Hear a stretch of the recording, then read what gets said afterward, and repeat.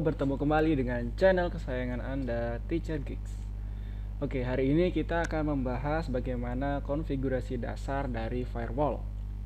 Kita akan berfokus menjadi beberapa lab yang akan kita laksanakan. Di antaranya adalah yang pertama, kita akan belajar mengenai lab protecting our router, kemudian yang selanjutnya firewall logging, kemudian connection tracking.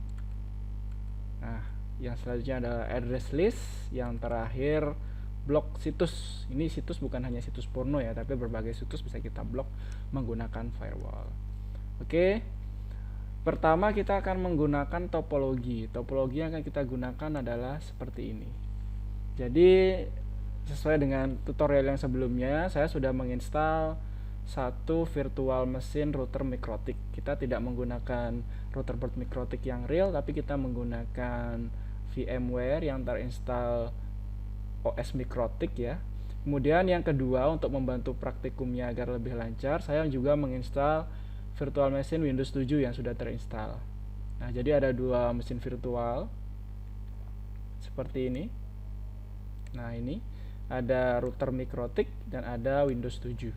Nah, pengaturannya di sini Mikrotik yang saya atur di sini mempunyai 3 network adapter. Network adapter yang pertama dia NAT yang terhubung dengan wireless. Wireless di sini bisa menggunakan WiFi HP ataupun akses point yang ada di sekitar kalian yang akan terhubung langsung menggunakan NAT.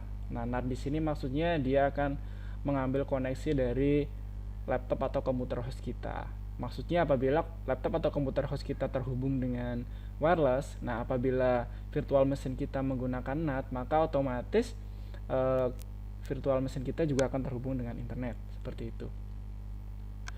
Dan juga harus kita atur dia sebagai DHCP client. Kemudian di virtual machine router kita untuk Ether 2-nya kita atur dia menjadi VMnet 1 atau host only. Dia akan terhubung ke host kita atau laptop kita yang fungsinya nanti untuk meremote Winbox seperti ini. Nah, kemudian Ethernet network adapter yang ketiga dia tipenya VMnet 2. Dia akan dihubungkan ke virtual machine yang ada di Windows 7 kita. Nah, otomatis juga di virtual machine di Windows 7 kita juga harus menggunakan network adapternya VMnet 2 seperti itu. Untuk IP yang kita atur nanti di Ether 2 ini dia adalah 100.1, kemudian yang Ether 3 atau VMnet 2 192.168.88.1, di kliennya atau di Windows 7-nya 192.168.88.2/24. Seperti itu. Nah, mungkin untuk lebih jelasnya kita melihat di mesinnya sini. Nah, di sini ada 3 network adapter. Nah, ini bisa kita lihat. Oke. Nah, di sini untuk network adapter pertama dia NAT, network adapter kedua dia VMnet 1 host only yang akan menghubungkan ke komputer kita, komputer host kita. Kemudian yang network adapter 3 dia VMnet 2. VMnet 2 nanti akan terhubung ke Windows 7. Nah, sedangkan yang di Windows 7 ini hanya satu adapter saja. Hanya satu adapter saja, dia VMnet 2. Jadi apabila kita ingin menghubungkan ke router Mikrotik atau ke virtual machine yang lain, kita harus menggunakan VMnet yang sama. Misalkan di router Mikrotik kita menggunakan VMnet 3, maka di Windows 7 kita juga harus menggunakan VMnet 3. Di sini saya menggunakan VMnet 2. Seperti itu. Oke. Kalau sudah selesai, kita akan masuk ke konfigurasi dasar ya. Untuk sebelum masuk ke sini, sebelum masuk ke lab yang pertama, yaitu lab protecting our router, kita akan mengatur dulu konfigurasi dasar dari Mikrotik. Oke, pastikan bahwa IP yang kita atur di laptop kita ini sudah benar.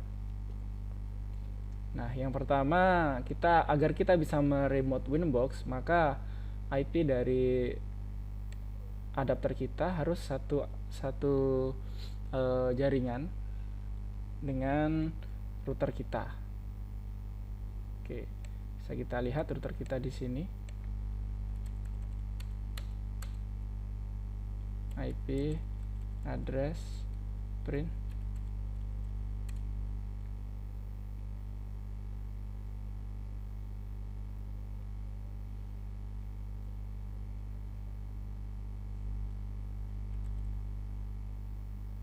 Oke, di sini untuk Ether 2 171, Ether 3 88.1. Ingat, yang akan terhubung ke komputer kita itu adalah yang IP-nya 100.1. Ini VMnet 1. Oke. Jadi di sini di VMnet 1 harus kita atur. Nah, VMnet 1. Sini saya sudah atur, IP-nya adalah 192.168.100.2. Oke, apabila sudah diatur, kita sudah bisa meremote si mikrotiknya. Nah, di sini sudah muncul, tinggal kita pilih, kemudian kita konekkan. Kita tunggu. Oke, sudah muncul di sini. Nah, kita harus konfigurasi dasar dari mikrotik kita atau router kita agar si klien router kita dulu bisa terkoneksi ke internet. Nah, di sini saya sudah connect ke WiFi. Nah, sudah connect, kemudian saya harus mengatur DHCP klien agar si mikrotik ini bisa connect ke internet. Oke, kita tambahkan, kita pilih Ether 1 dan apply. Oke, tunggu sampai bound. Kalau sudah bound, kita sudah bisa coba ping ke google.com dari mikrotik. Ping google.com, enter. Oke, sudah bisa terkoneksi. Kemudian agar klien dari router kita bisa terkoneksi juga ke internet, kita harus setting NAT-nya, Network Address Translation, di bagian firewall. Kemudian kita masuk ke tab NAT, kita tambahkan chain-nya SRC NAT, out interface-nya adalah Ether 1, kemudian action-nya masquerade, tinggal di apply. Oke. Nah, kemudian untuk mengetes apakah si klien Windows 7 sudah connect ke internet, kita tinggal masuk ke VMware Windows 7 nya kita, kemudian kita atur IP-nya. IP-nya harus satu jaringan dengan si routernya, yaitu 88.1. Di sini kita atur 192.168.88.2. Gateway-nya adalah router 88.1. Kemudian DNS-nya bisa kita isi DNS-nya router 88.1 dan alternate-nya bisa kita isi DNS-nya Google 8.8.8.8. Kemudian kita klik OK. Oke. Setelah itu bisa coba kita tes ping ke internet.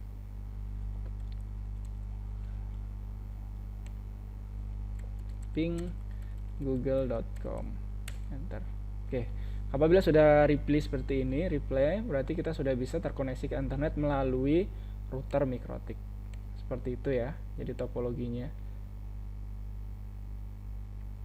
Oke, topologinya seperti yang sudah saya jelaskan tadi. Jadi dari sini, dari virtual machine, ini melewati router bisa connect ke internet.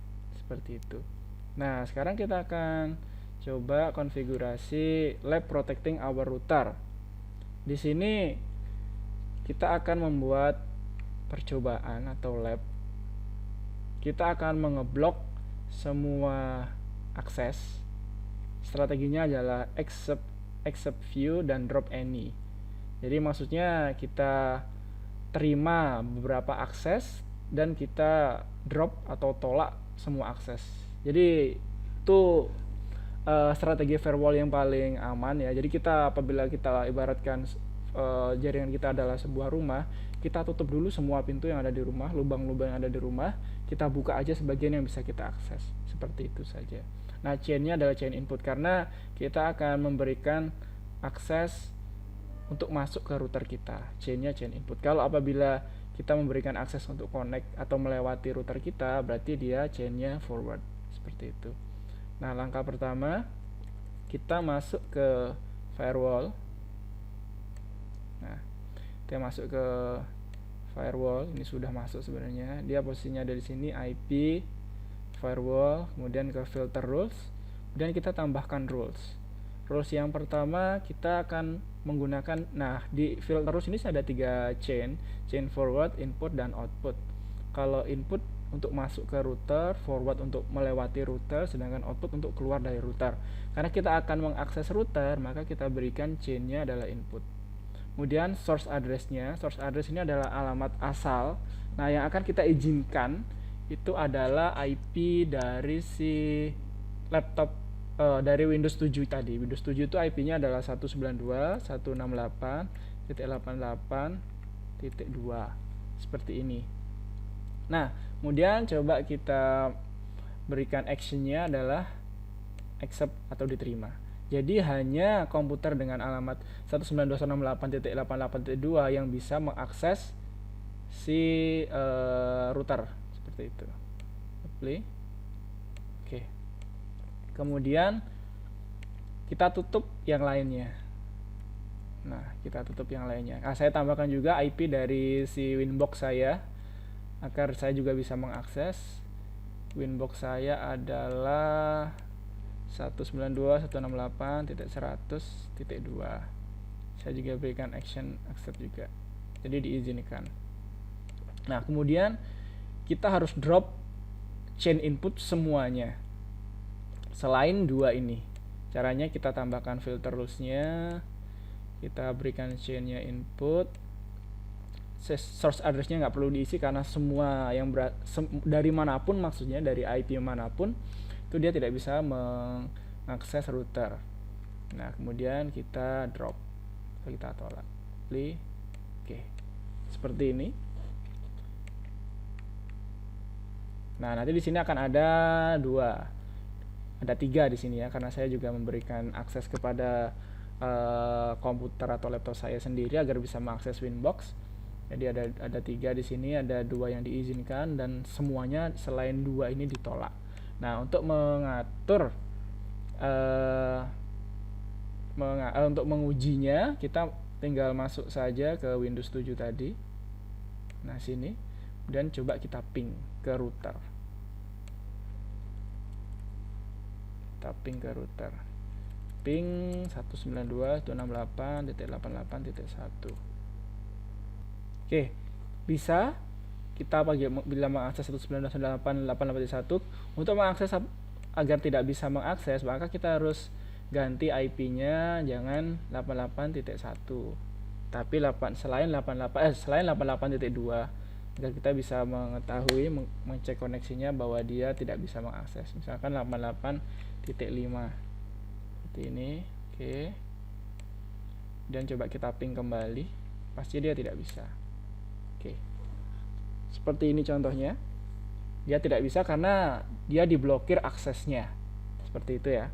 Nah, coba kita juga akses internet, misalkan kita ping google.com.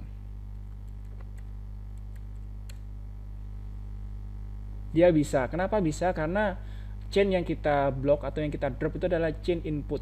Jadi chain input itu adalah chain yang mengizinkan kita masuk ke router. Apabila kita ingin memblok akses ke internet, maka kita harus pilih chain forward atau chain yang melewati router, seperti itu.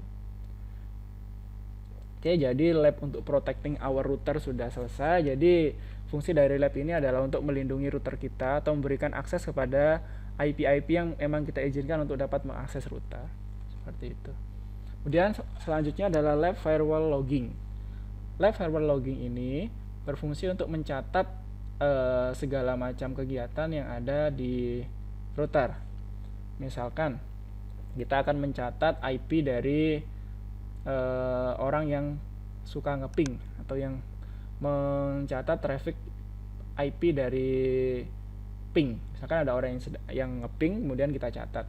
Caranya kita masuk kembali ke Winbox-nya, kemudian kita tambahkan filter rules-nya.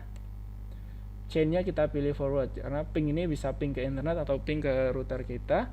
Kemudian protokolnya itu adalah protokol ICMP. Protokol ICMP ini adalah protokol yang dilakukan biasanya untuk service ping. Kemudian action-nya adalah log.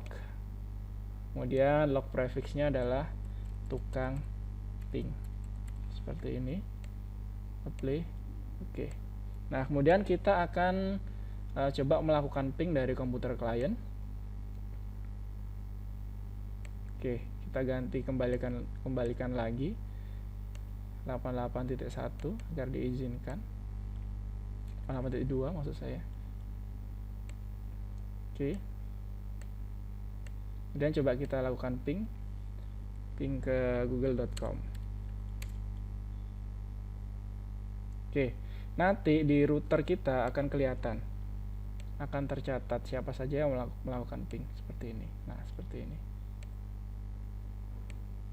Nah, dia akan terekam dengan namanya adalah tukang ping seperti ini. Dia chainnya forward ke internet seperti itu.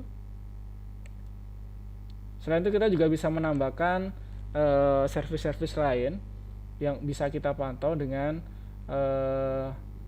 menspesifikasikannya di protokol ataupun di source address ataupun destination address-nya seperti itu. Nah, ini logging. Kemudian selanjutnya adalah connection tracking. Ada beberapa status koneksi yang bisa kita pantau di connection tracking. Yang pertama itu adalah established, new, related, dan invalid. Maksud dari established ini adalah paket adalah bagian dari koneksi yang diketahui. Jadi dia sudah established, sudah terhubung atau sudah terjadi. Nah, kemudian new ini adalah sebuah paket, dia akan melaksanakan atau membuka koneksi yang baru. Kemudian yang selanjutnya adalah related ini adalah bagian dari paket tapi dia terkoneksi dengan paket yang lain seperti itu. Sedangkan invalid adalah dia sudah selesai, jadi dia bukan bagian dari koneksi-koneksi yang lain seperti itu. Apabila kita lihat urutannya, connection trackingnya seperti ini. Jadi pertama diawali dengan new, kemudian establish, terakhir dengan invalid, atau new, establish, kemudian related ke koneksi lain, kemudian baru invalid kembali seperti itu.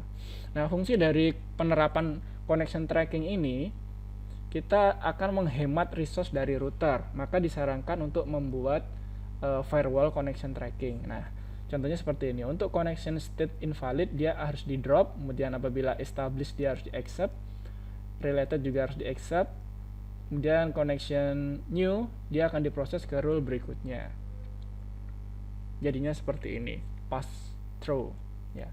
Untuk membuatnya kita masuk kembali ke firewall filter rules, kemudian kita tambahkan di sini untuk connection state-nya ya. Chain-nya kita forward, kemudian connection state-nya kita pilih yang pertama adalah invalid, kemudian chain-nya action-nya kita drop. Oke, seperti ini. Kemudian kita apply dan oke. Sudah. Kemudian selanjutnya adalah establish, connection state establish, sama caranya. Forward, kemudian connection state-nya adalah establish, action-nya kita accept. Play. Oke. Sudah ada dua.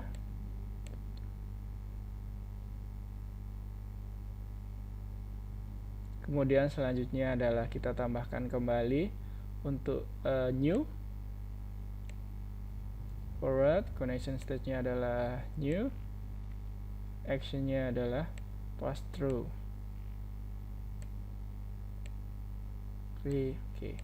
Kemudian selanjutnya adalah yang terakhir related, forward, connection state-nya adalah related, kemudian action-nya adalah accept. Oke. Nah, sudah selesai. Dengan kita membuat connection tracking ini, kita akan bisa menghemat resource dari router karena setiap ada pembuatan paket sudah kita atur untuk kita buat jalurnya seperti itu. Kita bisa lihat di bagian connection untuk memantau seperti ini. Nah, di sini kita bisa menghemat resource-nya, tidak akan terlalu banyak terpakai. Seperti itu. Kemudian selanjutnya kita akan masuk ke lab selanjutnya, yaitu tentang address list. Jadi address list ini digunakan untuk memfilter grup dari IP yang sudah kita daftarkan di listnya. Seperti itu. Contohnya seperti ini. Kita akan membuat rule firewall untuk memasukkan setiap IP yang melakukan ping ke dalam address list dan diberi nama address list tukang ping. Caranya seperti ini. Kita masuk ke filter rules. Oke. Kemudian chain-nya kita pakai forward, protokolnya ICMP karena dia ping ya. Selanjutnya actionnya add, kita tambahkan add source atau destination. Kalau kita tambahkan source-nya berarti si tukang ping itu IP-nya akan terekam. Kalau kita tambahkan destination-nya maka tujuan dari si tukang ping itu yang akan dicatat. Karena kita akan mencatat IP-nya dari si tukang ping ini, maka kita tambahkan add source to address list. Kemudian kita kasih address list-nya namanya tukang ping. Nah, jadi siapa saja nanti IP siapa saja yang ngeping, dia akan dimasukkan ke address list tukang ping. Kemudian kita apply, oke. Nah, di sini akan tampil seperti ini. Nah, kemudian langkah selanjutnya kita buat aturan untuk mengakomodir setelah kita catat IP-nya si tukang ping ini, lalu kita apakan. Nah, misalkan kita blok untuk browsing ke port 80 atau port untuk HTTP. Caranya kita tambahkan saja di sini chain-nya forward karena dia akan mengakses ke internet. Kemudian protokolnya adalah TCP. Destination portnya adalah port 80 atau HTTP. Kemudian kita di advance, kita pilih source address list-nya adalah tukang ping tadi itu. Nah, ini saya sudah buat dua. Di sini yang tukang ping. Kemudian action-nya kita drop. Nah, maksud di sini adalah orang yang suka ngeping itu akan kita catat IP-nya, kemudian kita masukkan ke address list, kemudian dari address list itu IP-nya kita buatkan aturan bahwa dia yang tukang ping tadi tidak bisa mengakses web atau port 80 atau HTTP. Tinggal kita apply, kita oke. Nah, sekarang coba kita ping dari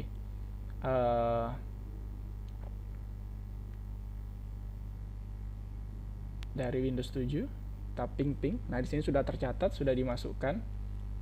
Coba kita ping kembali. Nah, seperti ini. Kemudian kita coba lihat di mikrotiknya apakah sudah masuk di address listnya. Nah, di sini sudah. IP saya itu 192.168.88.2. Dia itu tidak bisa ngeping ya. Dia maksudnya tukang ngeping, jadi dia dimasukkan ke filter dimasukkan ke address listnya. Kemudian untuk mengecek apakah kita bisa mengakses situs yang non HTTP yang HTTP, maka kita harus coba ping di sini. Kita akses di Windows 7-nya. Misalkan kita coba masuk ke browsernya. Kita cari situs yang HTTP. Nah, ini msn.com ini dia tidak bisa. Coba kita masuk ke Google dia HTTPS. Jadi dia pasti bisa.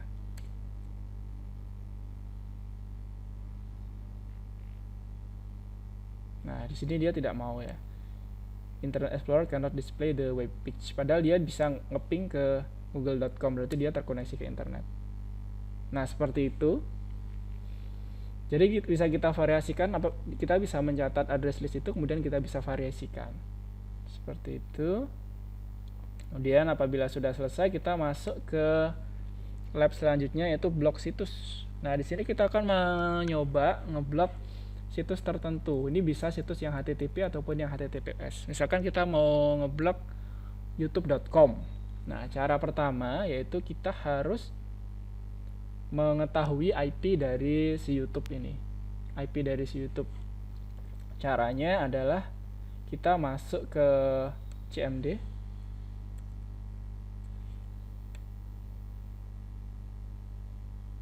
Kemudian kita ketikkan ns lookup. Kemudian kita ketikkan www.youtube.com. Seperti ini, maka dia akan muncul IP dari server dari si YouTube.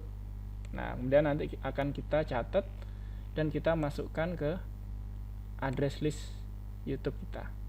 Seperti ini ya. Langkah selanjutnya adalah kita blok dengan melambahkan ke address list IP YouTube. Semua IP ini kita masukkan ke address list. Kemudian kita buatkan aturan. Caranya seperti ini. Nah, di address list ini kita tambahkan. Saya sudah menambahkan beberapa ya, tapi belum semua. Di sini 142 ini belum, jadi tinggal saya tambahkan aja di sini. Kita pilih yang IP YouTube, kemudian addressnya 142.150.4.136. Oke. Nah, ini sudah kita tambahkan di sini. Kemudian 74 12891 belum tambahkan.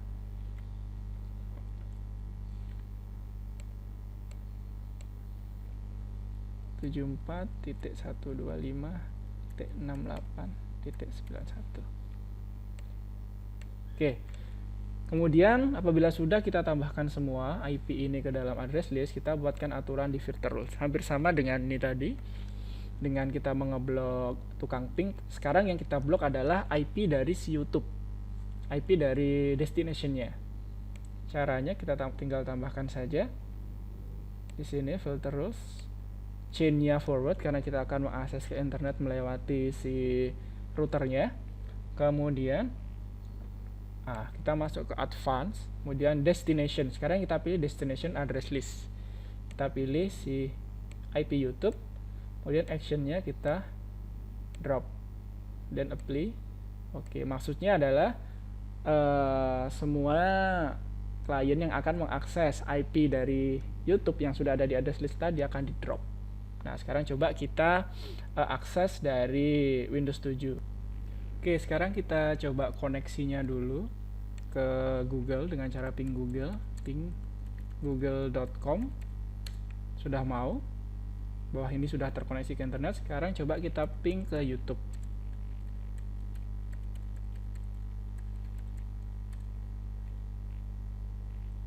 Nah, kalau dia request timeout berarti kita sudah berhasil memblokir klien kita untuk mengakses ke youtube.com. Nah, untuk cara blokir situs selain menggunakan IP dari si situsnya ini, kita juga bisa menggunakan yang namanya Layer 7 Wallet Garden. Nah, di sana kita bisa memblok suatu situs dengan cara memasukkan string atau key dari alamat situsnya tersebut. Selain itu juga kita bisa menggunakan web proxy, tapi web proxy ini tidak disarankan untuk apabila kita menggunakan router board karena akan memakan resource dari router board kita. Apabila kita menggunakan external proxy, baru itu menggunakan server tersendiri, itu baru boleh disarankan, sangat bagus sekali. Oke, sekian dulu tutorial untuk kali ini mengenai pengenalan dari firewall. Kita akan masukkan lagi nanti tutorial-tutorial selanjutnya. Jadi tetap stay tune, jangan lupa untuk subscribe, komen, dan like. Terima kasih.